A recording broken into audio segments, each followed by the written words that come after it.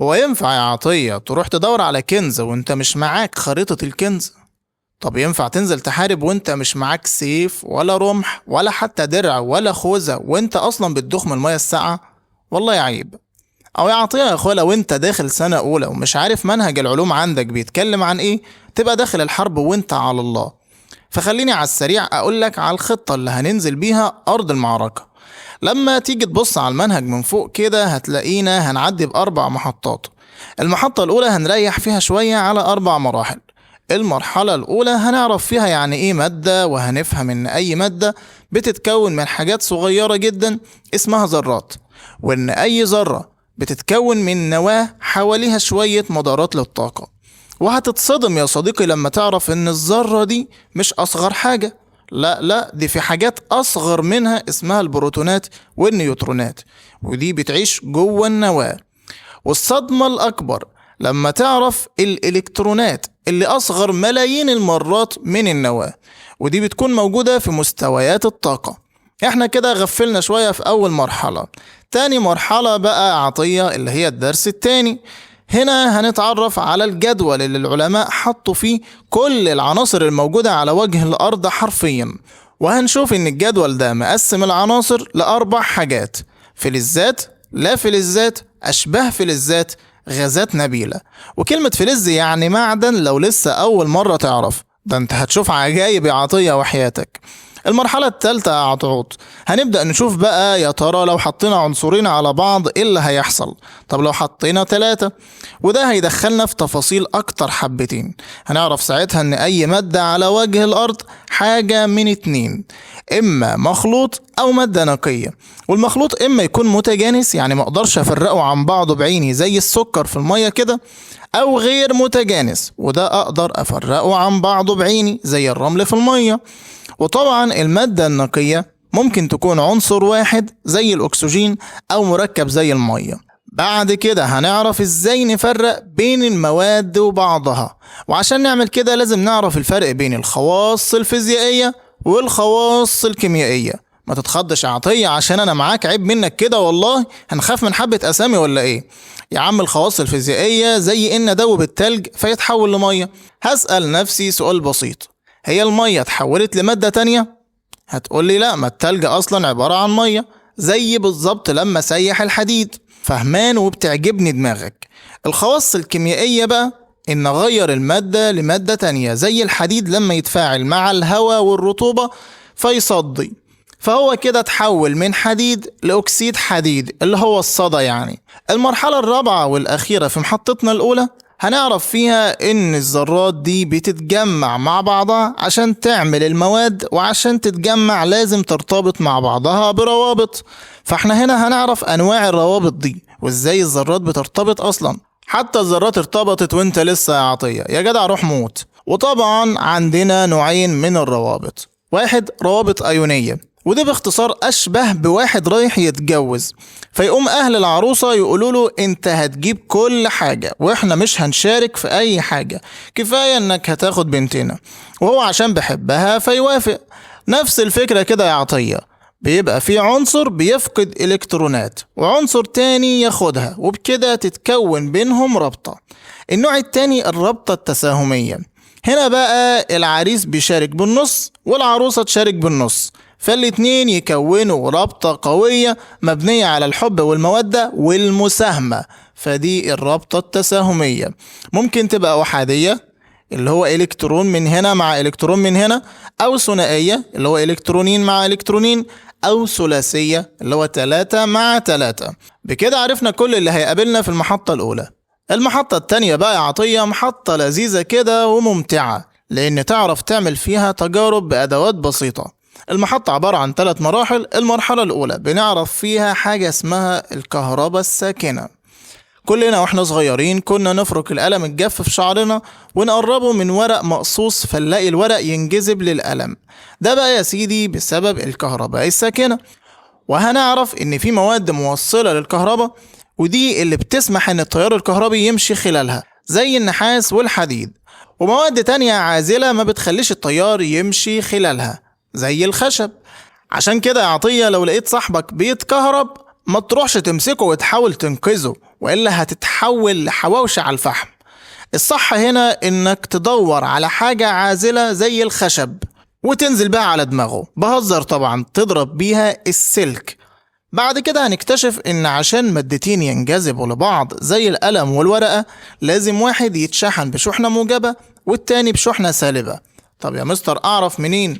العلماء حبايبنا عملوا سلسلة كهروستاتيكية رتبوا فيها العناصر عشان يعرفوا مين بيتشحن بشحنة موجبة ومين بشحنة سالبة. وطبعا ما تنساش اني بوريك الطريق اللي هنمشي فيه خلال السنة، مش بشرح لسه. ان شاء الله بدعمك وتشجيعك هنزل لكم شرح المنهج بالتفصيل. بعد كده هنعرف ان عندنا حاجة اسمها المجال الكهربي. عارف يا عطية البلطجي مش بيبقى ليه منطقة كده بيبقى متفرعن فيها وشايف نفسه، ولو خرج منها ما يبقاش ليه اي تأثير؟ او برضو المجال الكهربي كده، اي شحنة كهربية سواء موجبة او سالبة بيبقى ليها مجال حواليها بيظهر تأثيرها فيه، لكن بعد المجال ده ملهاش تأثير. ابسط مثال، لو جبنا مغناطيسين وقربناهم لبعض هينجذبوا اول ما يدخلوا مجال بعض، لكن طول ما هم بعيد فهم بره المجال وملهمش تأثير فمش هينجذبوا. المرحلة التانية هندرس فيها بقى المغناطيس بالتفصيل، وطبعا المغناطيس ليه قطبين شمالي وجنوبي، وهنعرف ان مش كل المواد بتنجذب للمغناطيس، لا، عندنا مواد مغناطيسية زي الحديد والنيكل ومواد غير مغناطيسية زي النحاس والألمنيوم. وهنعرف ازاي البوصلة بتشتغل وايه دور المغناطيس فيها. بعد كده هيقابلنا قانون التجاذب والتنافر اللي بيقول ان الاقطاب المتشابهة تتنافر والمختلفة تتجاذب، يعني القطب الشمالي لمغناطيس لو قربته من قطب شمالي زيه يتنافروا والعكس. وهنعرف ان زي ما في مجال كهربي في مجال مغناطيسي، ودي المنطقة اللي بيظهر فيها تأثير المغناطيس. ننتقل للمرحلة الثالثة والأخيرة في المحطة الثانية، المرحلة الأمتع على الإطلاق، بنتكلم فيها عن القوة، وبنعرف إن القوة نوعين: قوة تلامس، دي زي إنك تزق عربية تحركها أو تزق قطر تحركه، ده الروتين الطبيعي بتاعي طبعا، كل يوم الصبح بزق قطر وافطر واروح الشغل، بهزر طبعا. النوع التاني قوة مجال، ودي بتأثر على الأجسام عن بعد بدون تلامس زي قوة الجاذبية والقوة المغناطيسية. بناخد بقى قوة الجاذبية نتكلم عنها بالتفصيل. اللي اكتشف الجاذبية وحط قوانينها هو عمي وعمك إسحاق نيوتن. هو قال إن أي جسمين بينهم قوة تجاذب بتختلف حسب كتلة الجسمين وبعدهم عن بعض. وطبعا هنعرف قد إيه قوة الجاذبية مهمة، لأنها المسؤولة عن سقوط الأمطار وكل الأجسام اتجاه الأرض، وكمان حدوث ظاهرة المد والجزر اللي هندرسها بالتفصيل إن شاء الله، وحاجات تانية مهمة بتعملها الجاذبية. بننتقل بعد كده للوزن والجاذبية، وهل وزن الشخص على الأرض زي وزنه على القمر؟ طبعا لا، لأن الجاذبية مختلفة. المحطة الثالثة يا عطية بنتعرف فيها على الكائنات الحية على 3 مراحل. المرحلة الأولى بنعرف فيها إن أي كائن حي بيتكون من خلايا بتتجمع مع بعضها وتكون نسيج، والأنسجة تتجمع وتعمل عضو، والأعضاء تكون جهاز، والأجهزة تكون الكائن الحي. بنعرف بعد كده إن الكائن الحي إما وحيد الخلية أو عديد الخلايا. وحيد الخلية يعني بيتكون من خلية واحدة زي البكتيريا، وعديد الخلايا يعني أكتر من خلية زي الحيوانات. العلماء بقى حاولوا يصنفوا الكائنات الحية، لكن عشان الاختلاف الكبير بين الكائنات الحية فده كان شبه مستحيل. عشان كده ظهرت محاولات كتير زي تصنيف الكائنات حسب تركيب النواة اللي جوه الخلايا بتاعتهم، وقسموا الكائنات لأوليات النواة وحقيقيات النواة. أوليات النواة دول اللي النواة بتاعتهم ما فيهاش كل المكونات بتاعة النواة الطبيعية ببساطة جدا، وأوليات النواة كلهم كائنات وحيدة الخلية زي البكتيريا. لكن حقيقيات النواة في منهم كائنات وحيدة الخلية وكائنات عديدة الخلايا. وطبعا الموضوع يبان من بره صعب، لكن لما يتشرح لك هتعرف انه سهل جدا. آخر حاجة في المرحلة دي الخلايا الجذعية، ودي زي ما تقول كده عجينة الجسم بيحتفظ بيها ويشكلها وقت الحاجة زي ما هو عايز. يعني مثلا لو حصل تلف في خلية عصبية فيقوم محول خلية جذعية لخلية عصبية عشان الدنيا تمشي تمام، وهكذا. في المرحلة التانية بنعرف ان كل الكائنات الحية رغم اختلافها إلا إن في صفات أساسية كلهم بيشتركوا فيها زي التغذية والتنفس، وبنبدأ ناخد شوية صفات نتكلم عنها بالتفصيل. فمثلا التغذية، عندي كائنات ذاتية التغذية بتصنع غذائها بنفسها زي النباتات، عمرنا ما شفنا فجلاية مثلا واقفة بتاكل من التلاجة. ونباتات غير ذاتية التغذية زي الحيوانات. وهتفهم بقى ازاي النبات بيقدر يوكل نفسه عن طريق عملية البناء الضوئي وليلة بيضة كده سعادتك. بعد كده التنفس، هنعرف ان التنفس في الانسان غير الحشرات غير الاسماك غير الضفادع. فاكر يا عطية السؤال اللي مذيعين الشارع دايما بيسألوه للناس، هو السمك بيتنفس ايه؟ فيجاوبوا بكل ثقة طبعا بيتنفس مية. واو، غلط طبعا، السمك بيتنفس اكسجين عن طريق الخياشيم اللي عندها القدرة انها تفصل الاكسجين عن المية. عندي نوع تاني من التنفس اسمه التنفس الخلوي، وده بيحصل جوه الخلية وهدفه الحصول على الطاقة، يعني مختلف تماما عن التنفس العادي. بعد كده عندي صفة النقل، ومعناها نقل الأكل المهضوم والأكسجين عبر الدم للقلب ويوصل لكل خلايا الجسم، وبعد كده يرجع تاني للقلب.